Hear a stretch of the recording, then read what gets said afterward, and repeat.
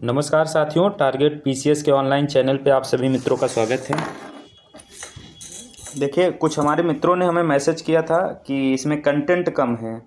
तो दोस्त, आपको बताना चाहते हैं कंटेंट कम नहीं है इसमें, क्योंकि यह डेली का प्रोग्राम है। हर दूसरे तीसरे दिन हम वीडियो को लाते हैं। तो कोई अगर घटना घटित होती है, मान लीजिए G20 की बैठक हो रही है या कोई भी घटना घटित होती है, तो हम एक ही वीडियो में उसका सारा कंप्लीट नहीं कर देते हैं। जैसे जैसे वीडियो चलता रहता है, उसके बैठक संपन्न होते रहते हैं। 2 से 3 वीडियो में हम उसका जिक्र करते हैं। तो आप हो सकता है आप कोई एक वीडियो देखे हों तो उसमें आपको कंटेंट कम लग सकता है, लेकिन अगर आप सारे वीडियो को देखें तो आपको सारी क्लियरिटी हो जाएगी। तो चलिए आज के अपने पॉइंट को चलते हैं, वीडियो को स्टार्ट करते हैं। हमारा पहला पॉइंट है, दिल्ली में गंभीर वायु प्रदूषण के चलते GRAP क्या है? Graded response action plan. इसके फेज 3 को लागू किया गया है। कहाँ पे? दिल्ली में। क्यों? गंभीर वायु प्रदूषण। आपको पता है कि दिवाली अभी समाप्त हुई है। दिवाली के बाद दिल्ली NCR के क्षेत्र में गंभीर वायु प्रदूषण देखा जाता है। क्यों? इसका चूँकि अभी धान की कटाई भी हो रही है, तो उसके तहत जो पराली जलाने की क्रिया होता है पंजाब और हरियाणा और पश्चिमी उत्तर प्रदेश में, उसके तहत भी गंभीर वायु प्रदूषण का दंश झेलता है पूरा दिल्ली NCR।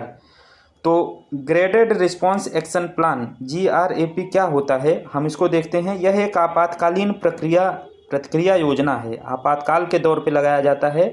जब वायु प्रदूषण अपने गंभीर स्तर पे पहुंच जाता है, तब इसको लागू किया जाता है। इसको 2017 में शुरू किया गया था। दिल्ली सरकार द्वारा 2017 में GRAP को शुरू किया गया था और यह दिल्ली NCR में लागू किया जाता है। वायु की गुणवत्ता खराब होने पर इसको लागू किया जाता है GRAP।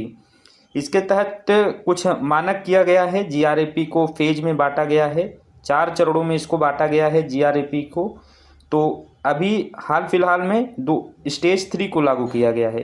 स्टेज 3 को कब लागू किया जाता है? जब वहाँ की एयर क्वालिटी इंडेक्स 401 से 450 के बीच होती है, तब इसको लागू किया जाता है स्टेज 3 को।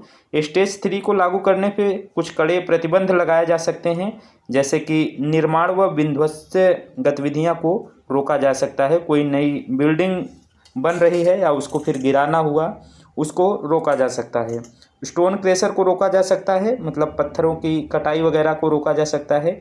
BS3 के पेट्रोल वाहन और BS4 के डीजल वाहन को भी इस मानक के तहत रोका जा सकता है। और सरकारी स्कूलों में ऑनलाइन कक्षाएं भी शुरू हो सकती हैं इसको स्टेज 3 लागू होने पर। अभी जब हम वीडियो स्टार्ट कर रहे हैं, वीडियो बना रहे हैं, तो दिल्ली में सरकारी विद्यालय बंद किए जा चुके हैं वायु प्रदूषण के चलते, क्योंकि GRAP लागू है स्टेज 3।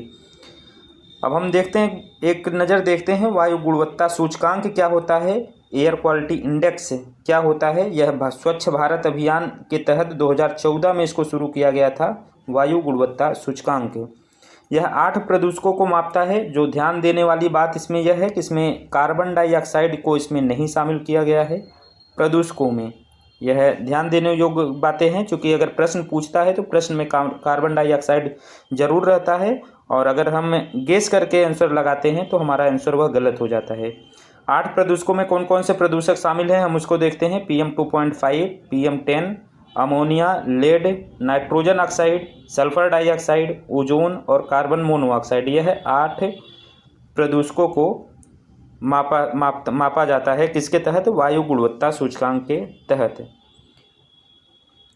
ठीक है। दूसरा हमारा पॉइंट है, अगला पॉइंट है, ऑपरेशन द्रोणागिरी अभी शुरू किया गया है।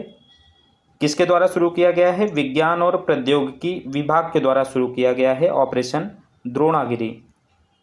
इसके माध्यम से क्या किया जाता है? इसका जो उद्देश्य है ऑपरेशन द्रोणागिरी का उद्देश्य है कि नागरिकों की जीवन गुणवत्ता में सुधार और व्यापार को आसान बनाने के लिए यह भू-स्थानिक प्रौद्योगिकियों और नवाचारों के संभावित अनुप्रयोगों को पारदर्शी करना इसका उद्देश्य है। किसका? ऑपरेशन द्रोणागिरी का। जो टेक्नोलॉजी है, टेक्नोलॉजी का उपयोग को प्रदर्शित करता है ऑपरेशन द्रोणागिरी। विज्ञान एवं प्रौद्योगिकी विभाग द्वारा लागू किया गया है ऑपरेशन द्रोणागिरी। याद रखिए, महत्वपूर्ण है। अभी संजय मूर्ति, के संजय मूर्ति अभी चर्चा में थे। क्यों चर्चा में थे? इनको एक महत्वपूर्ण जिम्मेदारी दिया गया है, काफ़ी महत्वपूर्ण पद है। CAG नए नियंत्रक और महालेखा परीक्षक भारत के बने हैं। 27वें नंबर के नियंत्रक और महालेखा परीक्षक बने हैं। कौन? संजय मूर्ति। गिरीश चंद्र मुर्मू का स्थान लिए हैं इन्होंने। आपको पता है कि अभी तक CAG गिरीश चंद्र मुर्मू रहे हैं। यह उड़ीसा कैडर के IAS अधिकारी रहे हैं और संजय मूर्ति हिमाचल प्रदेश के कैडर के IAS अधिकारी हैं। इसके लिए कोई विशेष योग्यता नहीं होना चाहिए, संविधान में ऐसी कोई जिक्र नहीं है। संसद ने बनाया है कि IAS अधिकारी ही इसके लिए बनाया जा सकते हैं। CAG इनका कार्यकाल 6 वर्ष या 65 वर्ष होता है, जो भी पहले आता है। कार्यकाल मैक्सिमम 6 वर्ष होता है। अगर उससे पहले अगर यह 65 साल के हो गए तो उससे पहले भी रिटायर हो सकते हैं। इनकी नियुक्ति कौन करता है? CAG की नियुक्ति उनकी 148 संविधान के अनुच्छेद 148 के तहत राष्ट्रपति द्वारा इनकी नियुक्ति की जाती है। क्या राष्ट्रपति अपने विवेक से इनकी नियुक्ति करता है? नहीं, बिल्कुल नहीं। राष्ट्रपति अपने विवेक से इनकी नियुक्ति नहीं करता है, बल्कि मंत्रिपरिषद द्वारा सुझाए गए नामों पे राष्ट्रपति चुनता है। जो नाम मंत्रिपरिषद इनको देती है उसी की नियुक्ति राष्ट्रपति करता है। तो यह बहुत एक लूफॉल देखा जाता है हमारे संविधान में, इतना महत्वपूर्ण पद है। इसका काम पहले देख लेते हैं। इसका काम क्या होता है? यह भारत सरकार के खातों की ऑडिटिंग करता है। भारत सरकार ने वित्त वर्ष में कितने रुपए खर्चा किया है और किस परियोजना, किस योजना में उस रुपए की प्रासंगिकता क्या थी, खर्च होना चाहिए कि नहीं होना चाहिए, इसकी ऑडिटिंग करके अपनी रिपोर्ट को राष्ट्रपति को देता है। कौन? CAG बहुत ही महत्वपूर्ण पद है और इसी सरकार के ही खातों की जांच करता है और सरकार के ही सिफारिश पर इसकी नियुक्ति राष्ट्रपति द्वारा की जाती है। तो कहीं ना कहीं एक लूफॉल देखा जाता है हमारे संविधान में। भाजपा के वरिष्ठ नेता लालकृष्ण आडवाणी ने भी यह सुझाव दिया था कि इसकी जो CAG की नियुक्ति है वह कोलिजियम की सिफारिश पर होना चाहिए। कोलिजियम की सिफारिश पर होना चाहिए, जिसमें पक्ष के लोग भी शामिल हो, विपक्ष के लोग भी शामिल हो और एक सहमति के आधार पर इनको नियुक्ति होनी चाहिए ताकि पारदर्शिता लाया जा सके CAG की नियुक्ति में।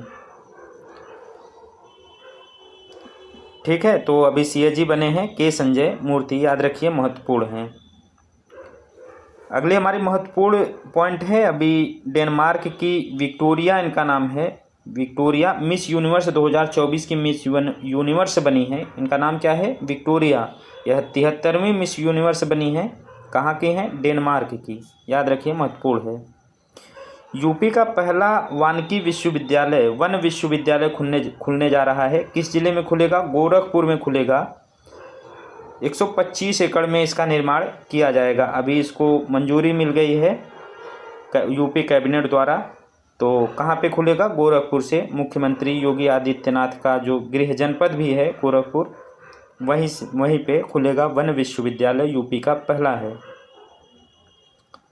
अगला हमारा महत्वपूर्ण खबर है, अभी PM मोदी आपको पता है कि 3 देशों की यात्रा पे गए हैं। तो वहीं पे अभी नाइजीरिया की यात्रा करने गए थे। नाइजीरिया की यात्रा के दौरान ही नाइजीरिया ने अपना दूसरा सबसे बड़ा नागरिक सम्मान से सम्मानित किया है। किसको? प्रधानमंत्री मोदी को। तो उस पुरस्कार का नाम क्या है? पुरस्कार का नाइजीरिया द्वारा जो सम्मानित किया गया है PM मोदी को, किस पुरस्कार से सम्मानित किया गया है? Grand commander of the order of the niger.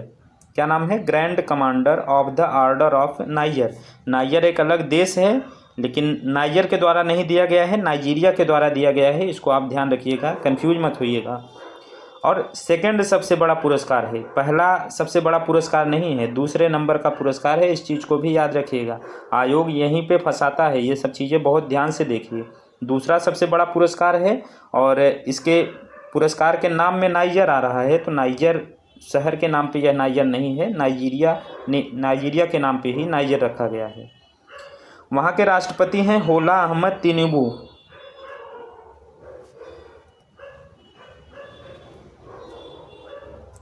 वहाँ के राष्ट्रपति हैं होला अहमद तिनुबू। यह इन्हीं के द्वारा इनको प्रधानमंत्री मोदी को सम्मानित किया गया है। और बात करें नाइजीरिया के राजधानी की, तो नाइजीरिया की राजधानी क्या है? अबूजा। अबूजा उसकी राजधानी है और राष्ट्रपति है होला अहमद तिनुबू। यह इसलिए भी महत्वपूर्ण हो जाता है क्योंकि यह पुरस्कार पाने वाले प्रधानमंत्री दूसरे विदेशी हो गए हैं। नाइजीरिया ने इससे पहले सिर्फ ब्रिटेन की पूर्व महारानी एलिजाबेथ को 1969 में यह पुरस्कार दिया था और दूसरे नंबर के हुए हैं प्रधानमंत्री मोदी, यह पुरस्कार पाने वाले हैं। इसीलिए भी यह पॉइंट महत्वपूर्ण हो जा रहा है। प्रधानमंत्री मोदी को मिलने वाला हर विदेशी पुरस्कार बहुत महत्वपूर्ण होता है। आप लोग उसको देखिएगा, लिस्ट भी हम टेलीग्राम चैनल पे प्रोवाइड कराए हुए हैं, आप लोग उसको देख लीजिएगा। टेलीग्राम चैनल अगर नहीं ज्वाइन किए हैं तो टारगेट PCS ऑफिशियल नाम से है, उसको आप ज्वाइन कर लीजिए। प्रधानमंत्री मोदी अभी सबसे ज़्यादा विदेशी पुरस्कार पाने वाले किसी देश के लीडर बन गए हैं।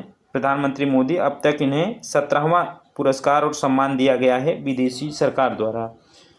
जब उन्होंने अपने दूसरे सबसे बड़े पुरस्कार से नवाजा भारतीय प्रधानमंत्री को नाइजीरिया ने, तो भारत के प्रधानमंत्री ने भी एक पंचामृत कलश के नाम से उनको भेंट किया है। नाइजीरिया के राष्ट्रपति को क्या भेंट किया है? पंचामृत कलश। यह कोल्हापुरी कारीगरी का एक नमूना है, पंचामृत कलश। इसी नाम से नाइजीरिया के राष्ट्रपति को भारतीय प्रधानमंत्री ने भी दिया है। तो याद रखिए, बहुत महत्वपूर्ण है। दूसरा सबसे बड़ा नागरिक सम्मान, grand commander of the order of niger.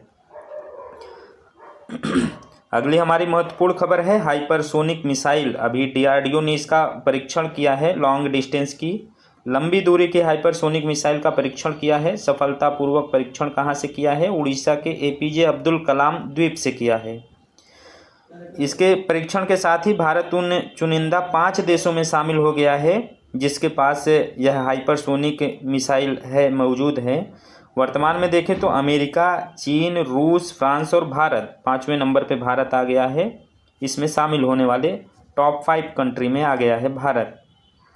यह क्यों महत्वपूर्ण है हाइपरसोनिक मिसाइल?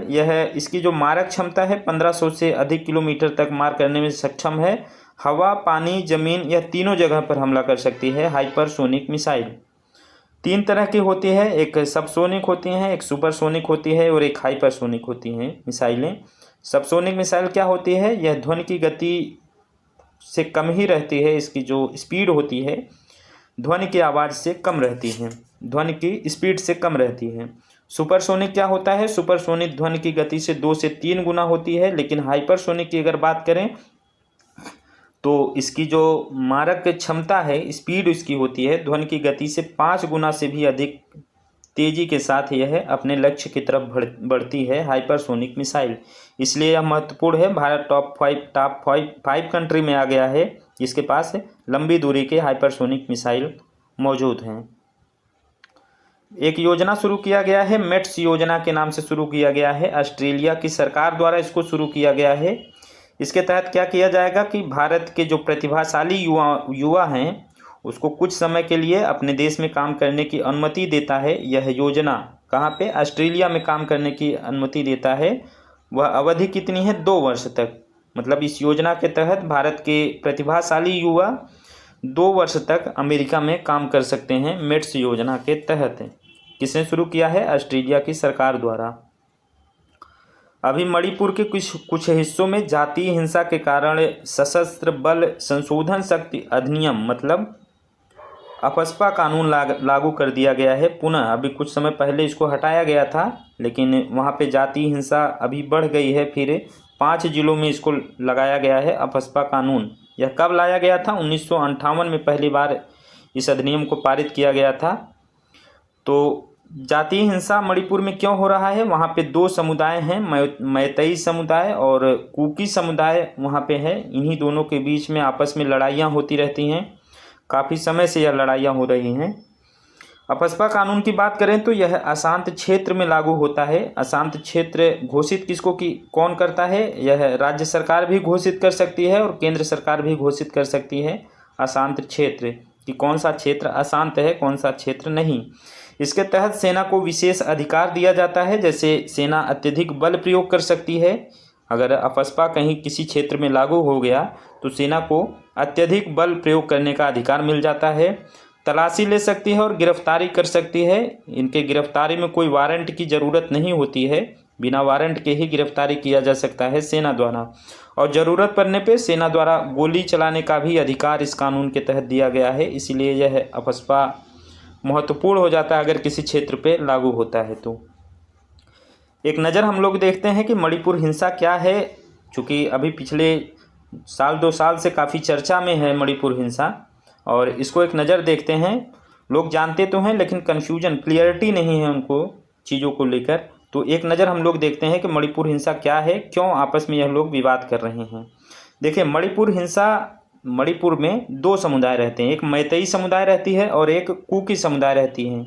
नागा समुदाय भी रहती है, यह थोड़ी मात्रा में रहती है, लेकिन जब दोनों में आपसी टकराव होता है तो नागा और कुकी जो समुदाय हैं यह दोनों एक हो जाते हैं, इनके वैचारिक मत एक हो जाते हैं मैतेई समुदाय से जब कोई मनमुटाव होता है। तो मोटा मोटी आप देखिए, एक कुकी जनजाति रहती है, एक मैतेई समुदाय है, 2 समुदाय हैं वहाँ पे। यह घाटी में रहती है, घाटी मतलब समतल एरिया में रहती हैं, और ये लोग पहाड़ी क्षेत्र पे रहते हैं।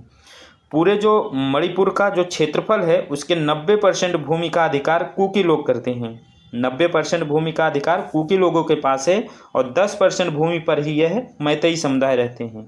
ठीक है, लेकिन इनकी जनसंख्या सिर्फ 40% है। इन दोनों को मिलाकर, कुकी और नागा समुदाय दोनों को मिलाकर इनकी जनसंख्या मात्र 40% है, और मैतेई समुदाय की जनसंख्या 60% है, लेकिन यह सिर्फ 10% भूमि पर इनका प्रतिनिधित्व है और 90% भूमि का अधिकार कुकी और नागा के पास है। लेकिन एक चीज़ और देखा जाता है कि जो राजधानी इम्फाल के पास है, मतलब जो डेवलप्ड है, राजधानी के पास जो जिनका प्रभुत्व है वह मैतेई समुदाय का प्रभुत्व है, और वहाँ की सियासत, मणिपुर की जो राजनीति है और वहाँ का व्यापार में दोनों पे बेहतर पकड़ बनाए हुए हैं कौन? मैतेई समुदाय। कहा जाए तो यह एक डेवलप्ड लोग हैं, मतलब इनका व्यापार और राजनीति पे अच्छी खासी पकड़ है। 60 सदस्यों की वहाँ पे विधानसभा सीट है, लगभग 40 सीटों पर इन लोगों का प्रतिनिधित्व रहता है मैतेई। चूँकि इनकी जनसंख्या ज़्यादा है तो जनसंख्या के आधार पे ही इनके विधानसभा सीटों में इनका ज़्यादा प्रतिनिधित्व रहता है, 40 सीटों पे इनका ज़्यादा प्रतिनिधित्व रहता है। वर्तमान के जो मुख्यमंत्री हैं वह भी मैतेई समुदाय से ही आते हैं। अब तो देखते हैं विवाद का कारण क्या है, विवाद क्यों हुआ। तो विवाद इसलिए हुआ कि वहाँ के हाईकोर्ट, मणिपुर हाईकोर्ट ने राज्य सरकार को एक आदेश दिया था कि मैतेई समुदाय को अनुसूचित जनजाति में शामिल करने के लिए केंद्र को एक प्रस्ताव भेजने के लिए कहा था। किसको? वहाँ की राज्य सरकार को यह बोला था कि चूँकि काफ़ी समय से ये लोग मांग कर रहे थे, मैतेई समुदाय काफ़ी समय से मांग कर रहे थे कि हमको अनुसूचित जनजाति में शामिल करें। चूँकि यह इनको अनुसूचित जनजाति में शामिल किया गया है, उनको विशेष अधिकार भी वहाँ के कानून के तहत मिलता है, जबकि उनको विशेष अधिकार नहीं मिलता है। तो इनके द्वारा भी बहुत मांग किया, काफ़ी समय से मांग किया जा रहा था, और यह मामला हाईकोर्ट में भी लंबित था। तो उसी के तहत हाईकोर्ट ने राज्य सरकार को आदेश दिया कि आप इनको जनजाति में शामिल करने के लिए केंद्र को एक प्रस्ताव भेजिए। तो इसी के तहत कुकी लोग इस फैसले से, हाईकोर्ट के इस फैसले से नाराज़ हो गए।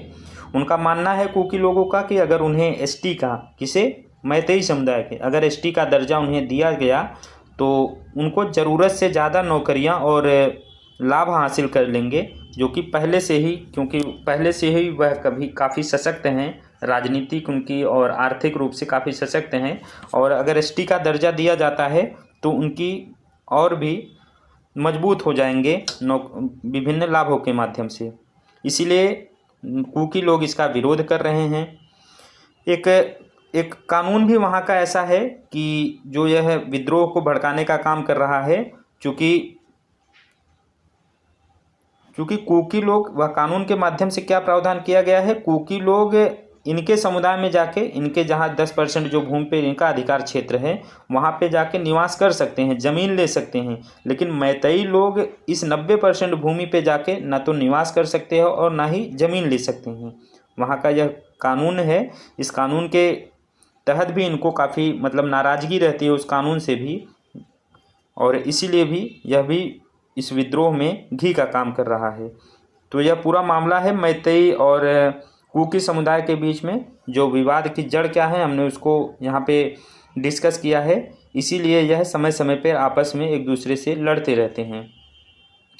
ठीक है, उम्मीद करते हैं यह समझ में आया होगा। बहुत ही महत्वपूर्ण पॉइंट है, पिछले 1 साल से लगभग यह चर्चा का विषय बना रहा है। मणिपुर हिंसा देश विदेशों में हर जगह है।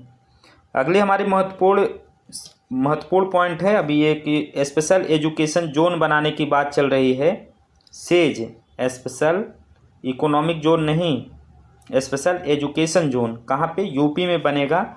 6 डिस्ट्रिक्ट में बनेगा, 6 जिलों को मिलाकर 6 जिलों में इसका निर्माण किया जाएगा। वह 6 जिले आपके लिए महत्वपूर्ण हो जाते हैं। लखनऊ में, गोरखपुर, अयोध्या, आगरा, गौतम बुद्ध नगर और बुंदेलखंड, यह 6 जिले हैं जिसमें सेज किया जाएगा, मतलब स्पेशल एजुकेशन जोन बनाया जाएगा। इसके माध्यम से क्या किया जाएगा? स्पेशल एजुकेशन के माध्यम से क्या किया जाएगा? इसमें एक ऐसा जोन बनाया जाएगा, वहाँ पे नर्सरी से लेकर यूनिवर्सिटी तक एक ही जगह पर सारी पढ़ाई हो सकेंगी, उसी कैंपस में सारी पढ़ाई हो सकेंगी। ऐसा किया जा रहा है यूपी में। स्पेशल एजुकेशन जोन महत्वपूर्ण है, याद रखिएगा। एक अभ्यास है सी विजिल 24 अभ्यास किया गया है, अभी इसका प्रशिक्षण चल रहा है। इसका 4था संस्करण यह है। भारतीय नौसेना का तटीय रक्षा अभ्यास है, मतलब तटों की रक्षा करने के लिए सी विजिल 24 के नाम से यह अभ्यास होगा। इसमें 6 मंत्रालय और 21 संगठन और एजेंसियां शामिल होगी। किसमें? सी विजिल मंत्रालय। एक सी विजिल ऐप भी आता है, वह चुनाव आयोग का है सी विजिल ऐप, लेकिन यह सी विजिल अभ्यास है। अरविंदर सिंह साहनी अभी चर्चा में हैं। क्यों? भारतीय तेल निगम IOC के अध्यक्ष बनाए गए हैं। कौन? अरविंदर सिंह साहनी। बात करें IOC की तो भारतीय तेल निगम की स्थापना 1969 में हुई थी और यह महारत्न की कंपनी है। कौन? IOC, इसको महारत्न का दर्जा प्राप्त है IOC को। तो ठीक है दोस्तों, यह हमारा करंट अफेयर्स की श्रृंखला आज पूरा होता है।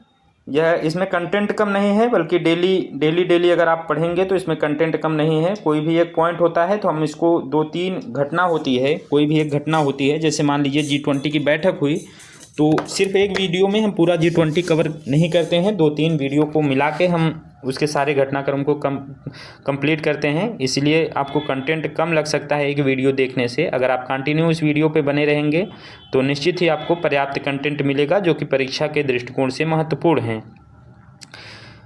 आपको पता है कि 22 दिसंबर को हमारा PCS का प्रीवी है और दिसंबर में बिहार PCS भी अभी लगा हुआ है। तो करंट अफेयर्स एक बहुत महत्वपूर्ण निर्णायक भूमिका में रहता है।